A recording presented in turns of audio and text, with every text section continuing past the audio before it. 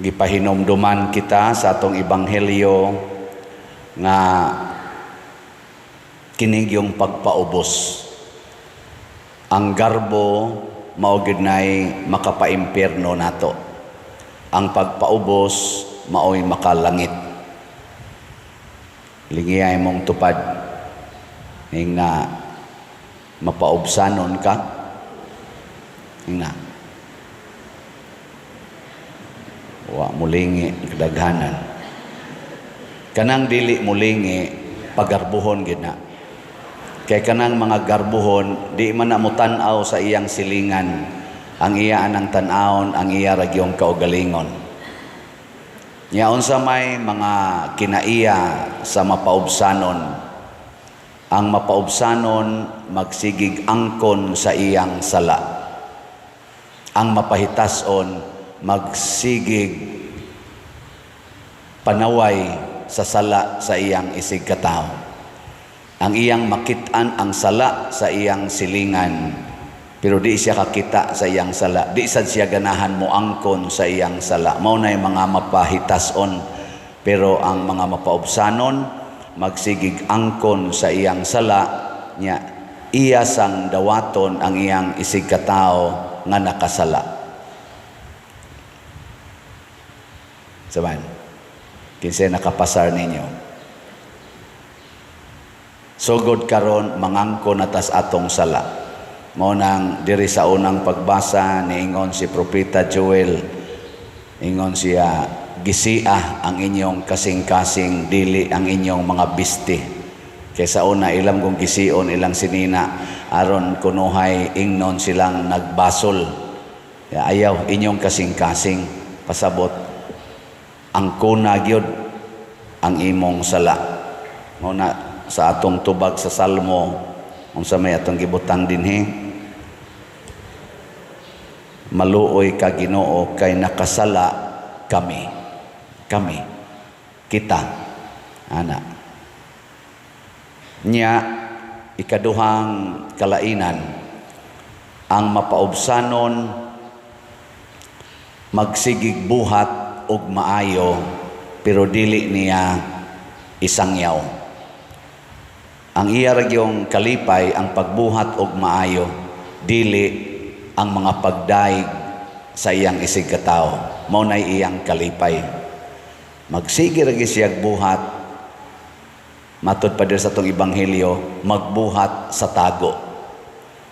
Mga maayong buhat nga dili niya isangyaw.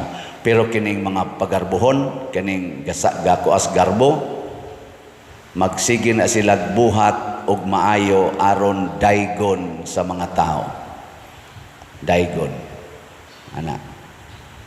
So kanang magsigig pa colors buhok, kanang sigig pangiskis anang kilay, paputi anang naong, siging panumpay anang pilok, sumpayan ang koko, siging terno-terno anang mga sinina, pakita-kita anang dughan, kanang mga abaga, mga puson, mga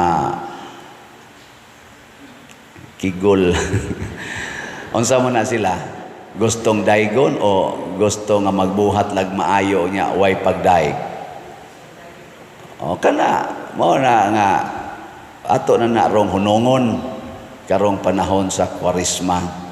Hangtod gid na inig Black Saturday. So gikan karon hangtod gyud sa Black Saturday. Mo na nakita mo nito mga tarpaulin gipamutang des daplin, naa diha ang formula sa atong Ash Wednesday. Ang kanang naas babawng gagmay, naa diha ang repent and believe the gospel.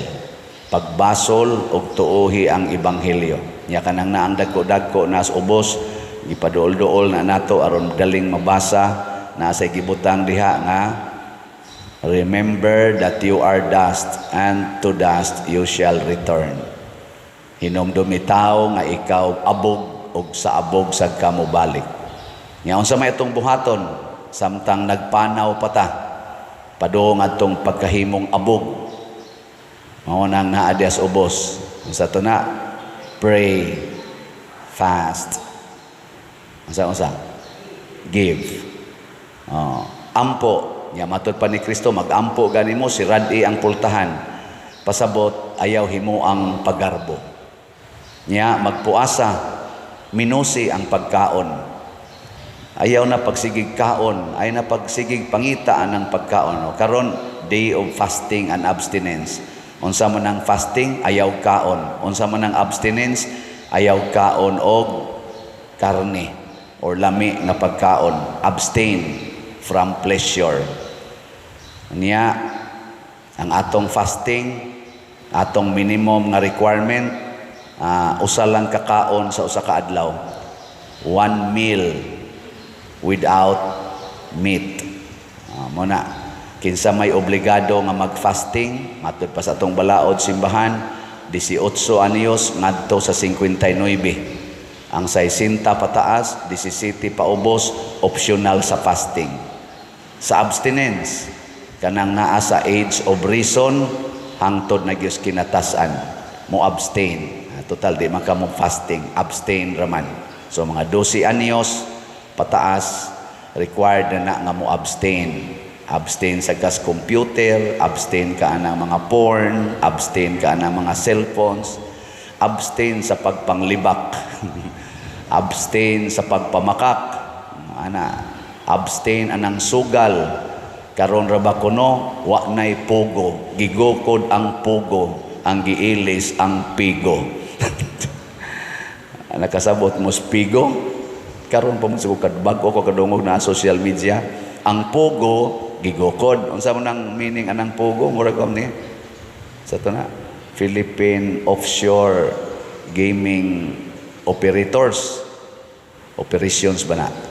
Inana, ang musugal ana tagalaing nasod, taga foreign ba, pero ni alang dinhi ang machine sa ato, ni dinhi ang center. So ang gaming nila ni as Pilipinas, pero ang musugal ana mga foreigners, offshore man, offshore to as gawas. Mubuhis lang sila nato, muna maka-income ta sa pugo, basta di lang illegal. Karon ang pigo kuno Philippine Inshore. Inshore na sa ato pa ang nanugal na karon ang mga Filipinos na. Gihimong sugarol ang mga Filipinos. Arang-arang tong sa pugo kay ang mga tagalain mang nasod ang gihimong sugarol. Ang karon pigo nakita na gihimong sugal mo na naaron dihay daghan kuno kayo sa online sugal. Kanang na mga online sabong, online na casino, online nga kanang mga scatter o uban pa. Naa naron diha nangabuang na nagsugal ang mga Filipinos. Mopaywa tay kwarta, mamasin pagidiha, dagko na kay pilde. Mao nang daghan na nool diri nako mga sobra nas 5 ka tawo nga na problema kay ang iyang anak, ang iyang bana, ang iyang asawa nabuang na sa sugal.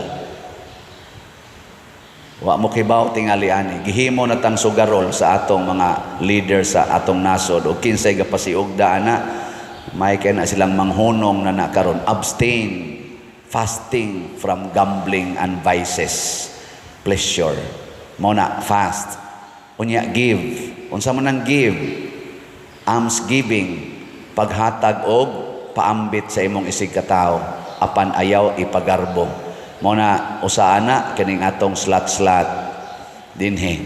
Wa gitay nga mensyonon aning nang malit na tog slat na imo palit usa ka slat 100 pesos, di nato mensyonon. Na sa imo palit 100,000 pesos, di nato mensyonon. Na imo palit 1 million pesos, di gyapon nato mensyonon. Kay matud pa ni Kristo, kung manghatag mo sa mga kabos, himuha gid ni sa tago. Karon ang atong mga politician siging pagarbo anang ilang panghatag og ayuda. Aron lang gyud butaran. Hala, ato rong tan-awon sa ato mga politicians. Ako ning balik-balik og sulti hangtod moabot ang eleksyon aron pagiya nato sa Team Marcos o Team Duterte. Kinsa nila kaha ang nagtuman aning standard nga gisulti ni Kristo na kung manghatag mo himuha sa tago, ayaw ibutang inyong pangalan, ayaw ibutang, ayaw isangyaw nga ayaw mig kalimti, anang tago lang, hilom lang. Nya dili panahon sa eleksyon, manghatag gani whole year round, 24/7 round the clock. Dili kay panahon las eleksyon manghatag ikawag ang wagtang sa eleksyon mangawat na. Kinsa man ani, Team Marcos o Team Duterte, kamo na mag-igo ana, kita na mag-igo. Kinsa Manila karon ang muangkon sa ilang mga sala, dili magpunay panaway sa ilang isig katao. Team Marcos o Team Duterte. Kinsa Manila aning Team Marcos o Team Duterte nga nagsigig hisgot og mga sala nga katilingbanon, sama anang drogas, gambling. Kinsa Manila ana ang nagpusgay aning mga sala nga katilingbanon nga niguba sa tong nasod, insurgency, kaning graft and corruption. Kinsa Manila ang nagsulbad sa mga problema sama aning unemployment, kaning kataas sa mga pamaliton, kakuwang sa sweldo. Kinsa Manila aning Team Marcos o Team Duterte ang nagsigig hisgot ani, wa magsigig panaot sa ilang isig katao. Mao nay atong pamalandungan ug mao sa atong butaran ang naghimo ani. Katulo, kinsa man aning Team Marcos o Team Duterte ang nagpromote pag-ampo sa Ginoo. Kana bang pagkamaampuon, dili pagka kalibutanon o pagkayawanon. Kana bang nag-agdas mga taong mag-ampo ta? Kinsa man. Mao nay atong butaran. Lingay mong tupad. Ning na nipalit na kag slot. Ning na kon. Ning na ay lang kog sultihig pila. Ning na pila napalit na baka. Ana ha. So amo wala ba mo ipalit-palit karon pag fasting na mo, kausa na lang mo mukaon sa kaadlaw nya ang duha ninyo kakan-anan gikan karon hangtod gyud sa Easter Sunday ipalit og slot. Di ba makakita mo kalainan sa inyong kinabuhi inig-abot na sa Easter Sunday. Pero magsige lang yapon tag tigom sa kwarta, sige lang yapon tag kanang paningkamot nga makakwarta, pangitaan ng mga politiko nga manghatag og kwarta inig Easter Sunday, yawa lang yapoy atong masinati. So pray, fast, give. Remember, you are dust, and to dust you shall return. Matod pa sa ikaduhang pagbasa,